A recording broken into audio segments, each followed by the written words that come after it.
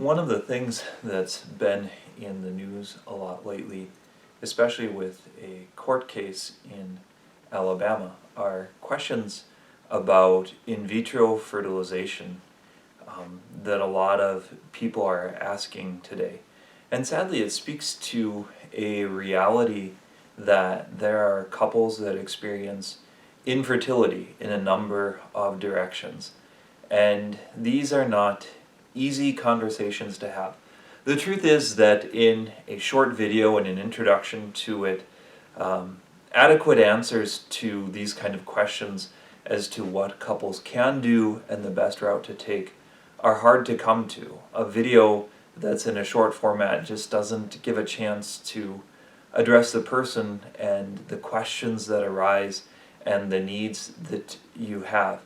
So if you do have questions about infertility and treatment, that's a great time to pick up a phone and call a priest or to reach out to someone.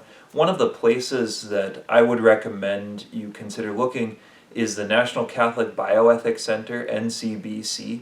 They have put together a number of great resources, and they're kind of a preeminent institute for thinking about the moral questions that are involved in human life. And it's needed in our world today. This is an area where science is advancing rapidly, and the justifications used for things and the morality of those actions isn't always clear.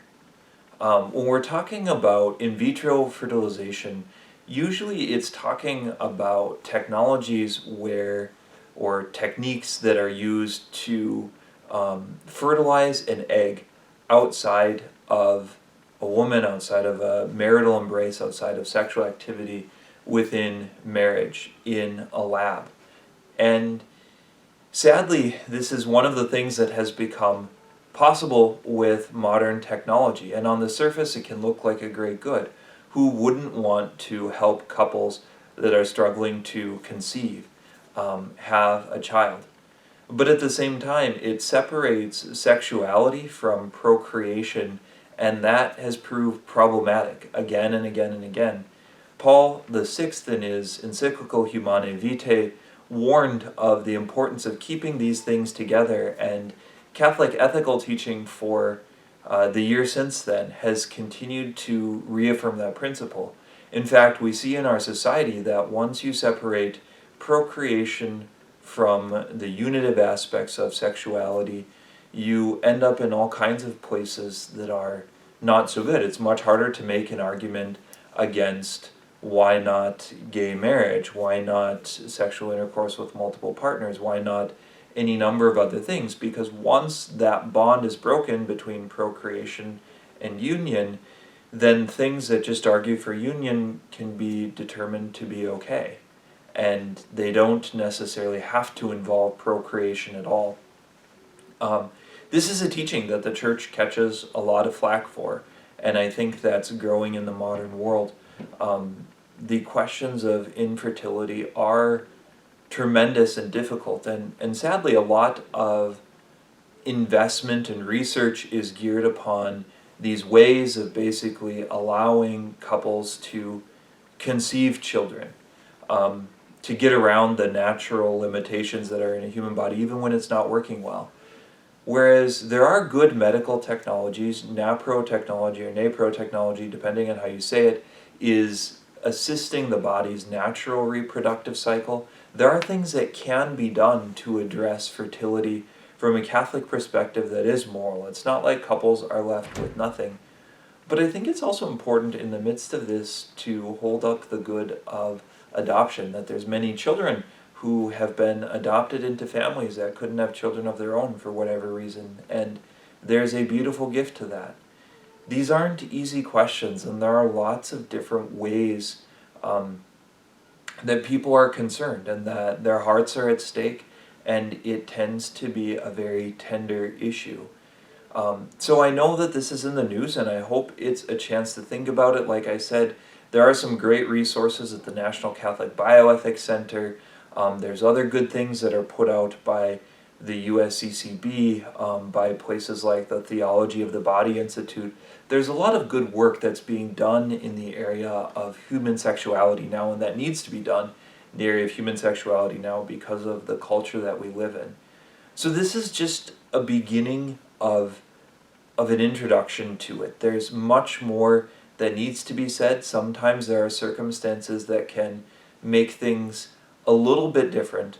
But by and large, when the church looks at making a moral determination about actions, especially in the area of sexuality, what is really at stake, or what is concerned, is keeping a procreative and a unitive dimension of sexual acts within marriage, with a natural openness to that sexuality insofar as biology permits it, insofar as biology allows for it to happen. And so it is a difficult thing, but there's also tremendous beauty, and sometimes there's a call to heroic sacrifice, that this is a way that isn't always going to suit the fancy of the modern world. There are people who say, well, isn't a child a great good? And the answer is yes.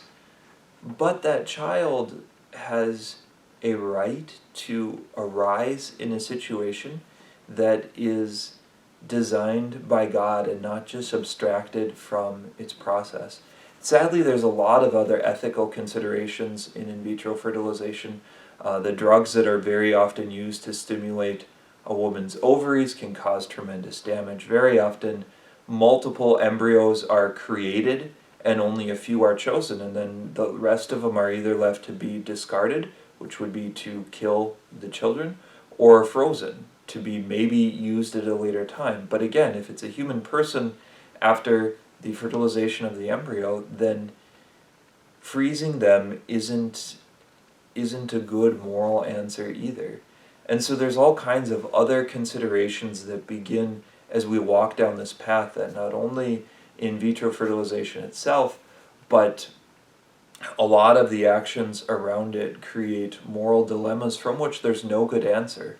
Once the embryos are created, there's no way of doing this that doesn't involve some kind of death or some kind of risk to a woman and her ability to carry them to term and to a marriage, and all kinds of other considerations. And so it's well worth thinking about, it's well worth learning more about, especially if you're in the situation of thinking about children or pursuing this route.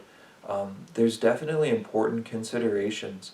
And the goal of it all is to help us live a life of holiness in communion with the way that God designed us. It's not to say that we're all perfect, or that people who have done this in the past, are going to hell or anything like that. There's lots of questions that need to be asked. And if there's a place in your heart where you are wondering about these things, please do reach out to us and ask us, because there's a lot of compassion that's needed. There's a lot of understanding.